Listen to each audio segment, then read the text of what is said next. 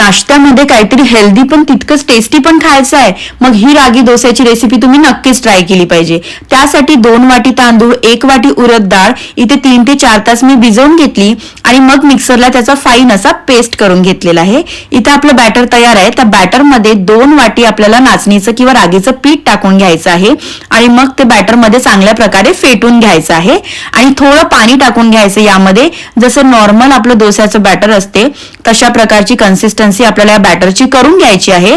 आता इथे बॅटर चांगल्या प्रकारे फेटून झाल्यानंतर याला झाकून रात्रभर आपल्याला फर्मेंट होऊ द्यायचं आहे. मॉर्निंगला आपलं बॅटर जे आहे ते मस्त फर्मेंट झालेलं आहे. त्यामध्ये चवीपुरतं मीठ टाकायचं, बॅटर पुन्हा एकदा चांगल्या प्रकारे फेटून घ्यायचं आणि मग याचा डोसा करायला घ्यायचा. आता इथे आपला तवा गरम झाल्यानंतर यामध्ये आपण बॅटर टाकून याचा मस्त असा डोसा बनवून घेणार आहे. या आधीच्या एका व्हिडिओमध्ये मी तुम्हाला डोसाची काही टिप्स दिल्या आहे, कशा प्रकारे तावा ग्रीस करायचा, कशा प्रकारे बॅटर टाकायचं.